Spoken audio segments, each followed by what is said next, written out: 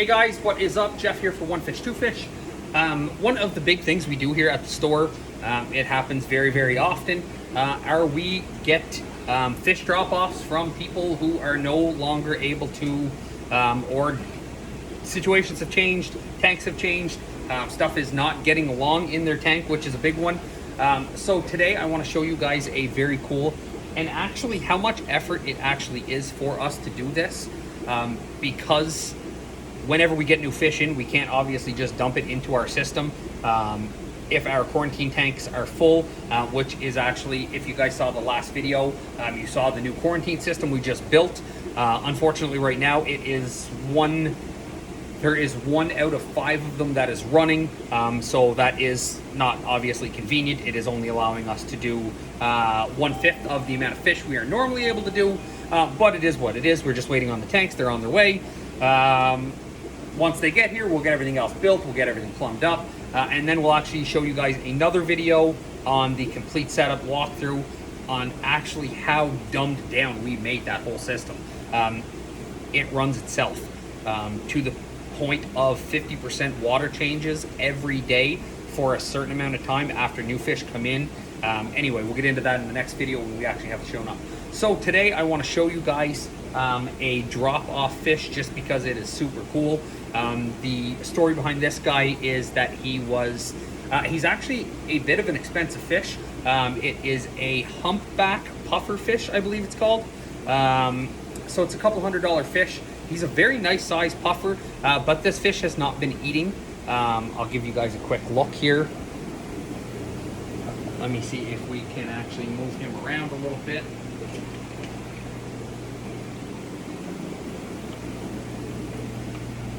So this is him. I'll just try to touch his tail a little bit.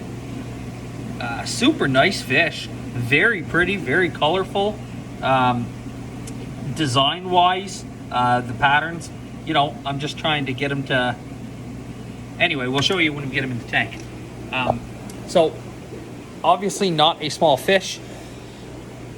Each of our systems are all 20-gallon tanks on the top, as you guys all know, and then the bottom is 75-gallon tanks. So because the quarantine system is full right now, we did just get a very large order of freshwater fish. The only option that we have if we want to take this fish, and whenever people do want to get rid of fish, we do like to help them out, and obviously you know, we are able to sell the fish at some point, so it does help us as well. But for us to actually take this particular fish, what we have to do, and it's not hard, but it is a process. So this tank is on its full system. So this 75-gallon tank is also connected to 1,000 other gallons of water. So for us to be able to put a new fish in it, if this fish was to have any disease, anything wrong with it that is bad that could hurt the rest of our fish, over the next course of, and that is the issue with it, is we're not going to see it for probably a week when it's too late. It is going to go through our sump, and then it's going to get spit into every other one of our tanks. So anything that we put in there ends up going through, instead of the 75-gallon tank, it ends up going through, just doing some quick math, around 25 other tanks, because each one of our systems, that's what the system is. So for us to do this, what we actually have to do is go in the back. As you can tell, I don't know, again, with my little stupid selfie stick, how much of this I can show you guys. You can see every system is drained with the return on every one. So we do have the ability to single out any one of these tanks. We did this for a handful of reasons. One, for what we're doing today, and the other for if we do see something on a fish that we are able to catch quick, we are able to at least isolate the tank and then treat the tank, as opposed to having to do the whole system. Sad thing is, usually when we catch something in one of these systems, and we never do, because everything does go through quarantine before it gets in, but occasionally when we do something silly or forgetful, or we do something quick, and it does happen, and we have to do something in here, it is treating 25 tanks, and it can be a pain in the behind to do. So what we did today is we actually shut this off from the drain. You can see that the water is actually quite a bit lower than the rest of the tanks. So you can see a couple of the tanks. The shrimp tanks are actually off of the system, where this tank is filled right up with water. most of the tanks are filled right up with water. So this one, because the drain goes up so high, it does need to take about 6 inches of the water out. So we've already done that in prep for the video. And then what we're going to do is move him in there. The other thing we do have to do is obviously we have to add heaters, which doesn't really sound like much, but can actually be a huge pain in the behind. When we isolate 5 or 6 or 7 or 8 tanks and have to add 5 or 6 or 7 or 8 300-watt heaters, you know, it does beat up your electric bill fairly quick, where our whole system actually runs on a very large heater that runs through the sump, and it keeps all of the tanks warm, which is much more cost effective for us than doing individual heaters in each tank. So when we break them up, we do have to do silly stuff like this, which can be a bit of a pain. But it is all set up. We do have a heater in it.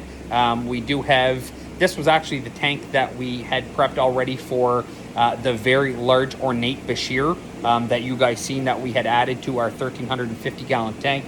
He is doing very well. I'm glad to update you guys on. We are going to do a follow-up video on it just to actually show you guys him in the new house. But yeah, that is good for now. What we're going to do is grab a net. We also have every one of the systems have their own set of nets. Again, just to prevent any cross-contamination. They have their own buckets. They have their own basically everything. If one of the systems has it, all of them do. We even dumb it down even more, and we color code everything just to make it simple so that you know if you're playing with a green tank, you need a green net. Again, just simple. So we are going to, let me see what we can do here, flip you guys around. We're going to try our very best not to get this guy too cranky to puff up. I actually, full disclosure, if I knew a little bit more about this fish, and I don't, I would do this by hand. Puffer fish, notorious, do not like nets, and I don't want them to puff up. It's not, some of them, it's hard on, some of them it's not. Usually they can puff up and they're okay. Some, when they puff up, they do struggle to kind of get the air out of them. Anyway, I'm going to try to do this very quick. We'll get him in the tank, and then we'll see if we can get him to swim around a little bit so you guys can see him. He looks like he has very cool eyes.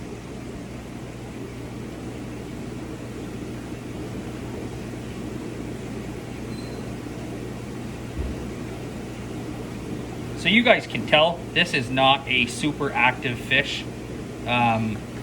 Apparently this guy has not eaten in like 10 days.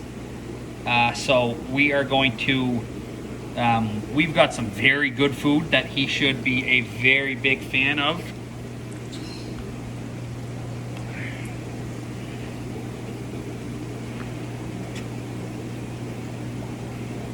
So he definitely didn't puff up, which is great. We're going to try to get him out of that net really fast.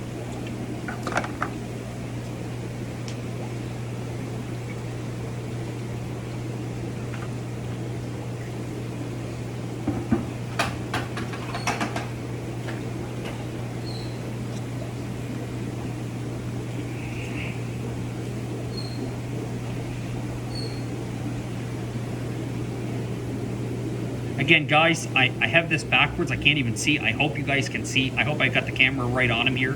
He is a super nice fish. Very nice patterns. Other than the fact that he's not eating, he looks fairly healthy. His fins are okay. He doesn't look like he was getting beat up. He just looks like he was so stressed in the tank that he wasn't, he wasn't getting to the food.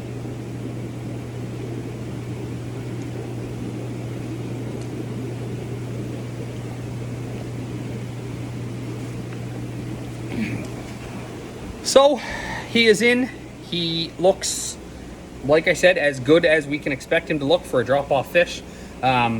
We've got a couple of really good sort of varieties of food that we do for the rays and for the sharks and all that stuff in our big tank. It's kind of a treat we give them, a couple times a week. So what we will do with him, just because he does need he does need a meal right away. Not probably going to try to feed him tonight because he's still going to be a little cranky at all the moving he just did. But tomorrow, as soon as we come in, we will do a good feeding on the big tank, and we will throw some of the really good food in with him, and hopefully he's takes to it and there's nothing else to bug him and he's able to eat, and we'll definitely keep him. He'll be a fish that we'll keep in the store for a couple weeks, even before we would think of selling him, to make sure we can get him to eat. We'll give him a couple really good meals. We'll see that he's healthy, and hopefully it all works out. And like I said, we'll be able to get him into a nice home. We're going to do a little bit more research on him tonight to find out actually what he needs, just to make sure there's nothing kind of off the wall about him. But yeah, he looks pretty good. He's actually swimming around. He's moving around in that tank a whole lot more than he was in the bucket. Obviously, he's not going to be moving in the bucket. So hopefully he works out, and hopefully we can find him a good home. There you go, guys. Don't forget, like and subscribe. See you soon.